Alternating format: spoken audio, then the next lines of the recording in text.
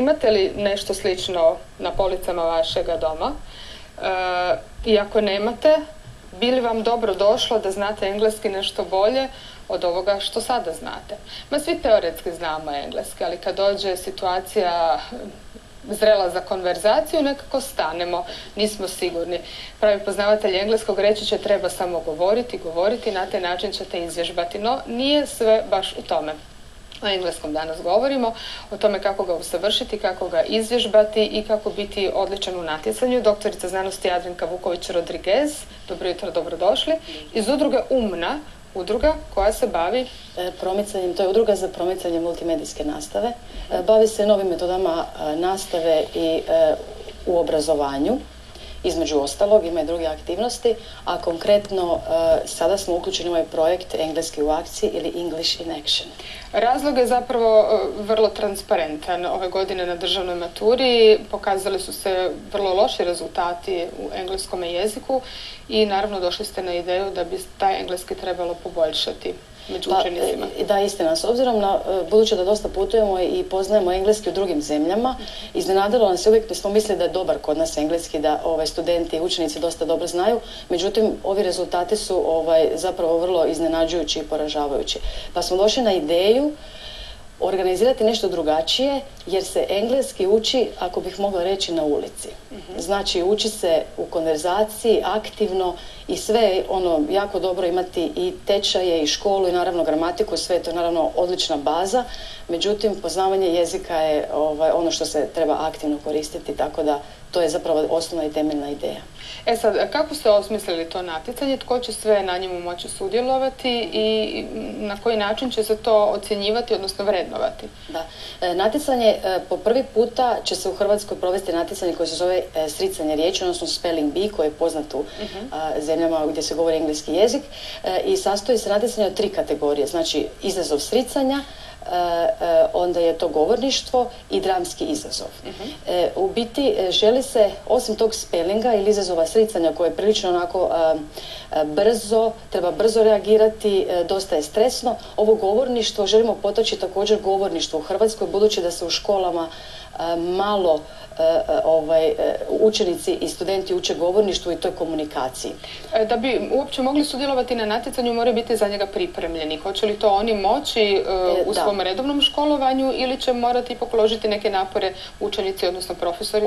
Oni će zasigurno morati uložiti neke napore, makar s obzirom na škole koje su nam se prijavile, uistinu su jako zainteresirani učenici i oni već dosta i vježbaju, inače to govorništvo što se toga tiče.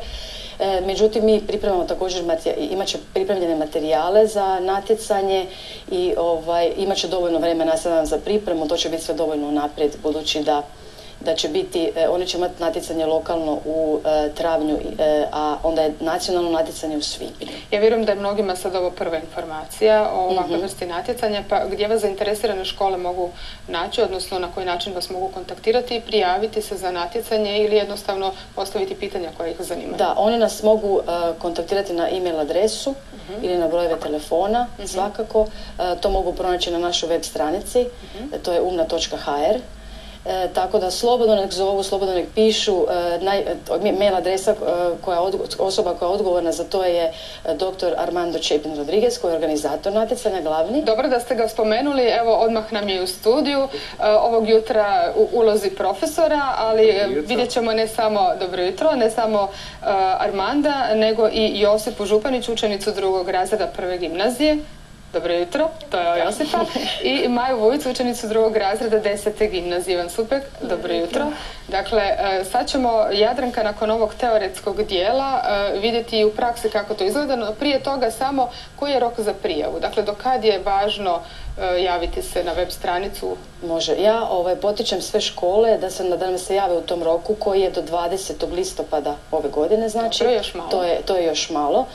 Budući da je broj mjesta ograničen, samo iz tog razloga, međutim, nakon tog roka, ako se netko odluči prijaviti, može nam se slobodno nazvati ili pitati, pa ćemo vidjeti s obzirom na slobodna mjesta kakva će biti mogućnost za natjecanje. Evo, pozivam, znači 20. listopada je rok za prijavu. Evo, Jadranka, izvolite se vi pridružiti Armandu. Dakle, sad ćete vas dvoje biti profesori koji će provjeravati znanje. Evo kratko, spelling bee, budući da je prvi put u Hrvatskoj, želim samo reći da natjecanje se sastoji u tome od sricanja riječi, da u ocjenjivačkom sudu će biti izvorni govornici engleskog jezika i hrvatskog jezika. Izvorni govornik engleskog jezika im izriče riječ, učenici trebaju sricati riječi s tim da imaju mogućnost pitati za pomoć, a to je bilo da pitaju za porijeklo riječi, možete pitati za upotrebu u rečenici ili prijevod riječi. Nakon što prvi pogrešan odgovor, odmah ispadate iz natjecanja. Tako da je brzo natjecanje i eliminacija. Evo mi ćemo sad pokazati otprilike kako to izgleda, pa ja vas molim da prvo pristupi učenica broj 13. Friday. Friday. Friday. F-R-I-D-A-Y. Friday. Correct. Natjecateljica broj 79. Honor. Honor.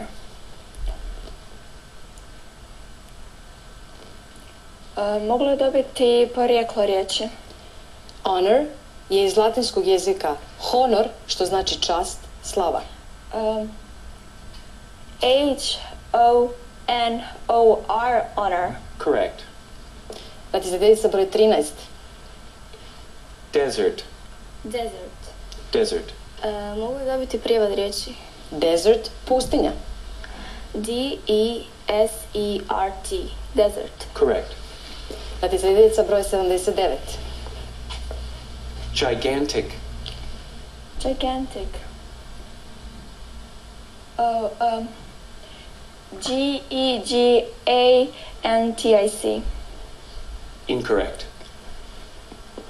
Budući da je ispala natjecateljica broj 79, ukoliko natjecateljica broj 13 točno odgovori na pitanje, vi ste pobjednica. Ukoliko krivo odgovorite, natjecanje se nastavlja do prvog točnog odgovora. Prema tome, puno sreće, natjecateljica broj 13. Disobedient. Disobedient. Disobedient. Mogu li molim vas dobiti primjer rečenice? The disobedient child never listens to her mother. Disobedient. D-I-S-O-B-I-E-N-T.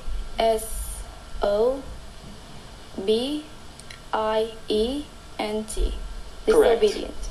Evo imamo pobjednicu. Ja vam čestitam, dobit ćete stipendiju i nadam se da ste napisali točnu adresu da vam stipendija dođe na adresu. Hvala lijepa. Odlično je ovo bilo, zapravo i zabavno. Znam da ima i treme, kao i na svakom natjecanju. Ako vas je ovo inspiriralo, obavezno se javite na www.umna.hr. Na web stranici naći ćete sve detalje o ovom natjecanju, o učenju engleskoga, usavršavanju znanja i ja vam želim sreću, što drugo reći. Good luck ili break a leg.